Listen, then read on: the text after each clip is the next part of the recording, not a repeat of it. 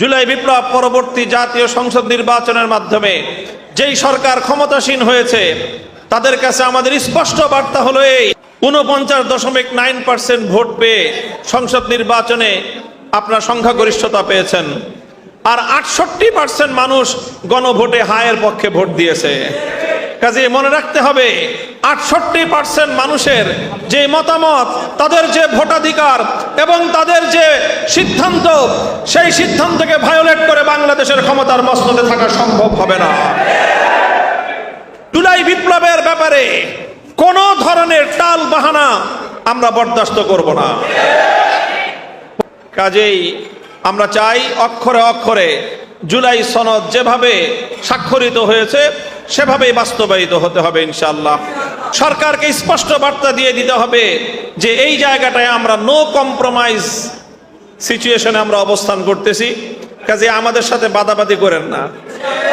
ভালোয় ভালোয় ক্ষমতায় আসছেন, ইঞ্জিনিয়ারিং করেন আর যাই করেন, 5টা বছর রাষ্ট্র চালান। যদি ভালো চান তাহলে জুলাই সনদকে যথাযথভাবে বাস্তবায়ন করুন। কাজেই আমরা আজকে ইসলামপন্থীরা ঐক্যবদ্ধ হয়ে রাষ্ট্রের একটা পর্যায়ে উন্নীত হয়ে গিয়েছি।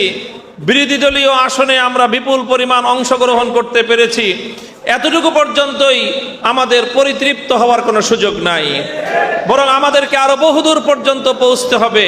এই গোটা সমাজ, এই রাষ্ট্র ব্যবস্থার পরিপূর্ণ নিয়ন্ত্রণ ইসলামের হাতে, আল্লাহর কোরআনের হাতে যদি আসে, তাহলেই সেদিন হবে আমাদের এই যাত্রার চূড়ান্ত সফলতা।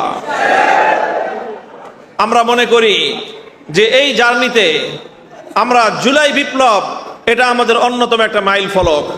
এই জুলাই বিপ্লবের মাধ্যমে বাংলাদেশে ইসলাম পন্থাকে, ইসলাম পন্থার সমাজ এবং রাজনীতিকে যেভাবে দমন করার ফ্যাসিবাদী 15 বছরের স্টিম রোলার পরিচালিত হয়েছে, জুলাই বিপ্লবের মাধ্যমে সেই ফ্যাসিবাদী স্টিম রোলারকে পরাভূত করে বাংলার মাটি থেকে উৎখাত করা হয়েছে।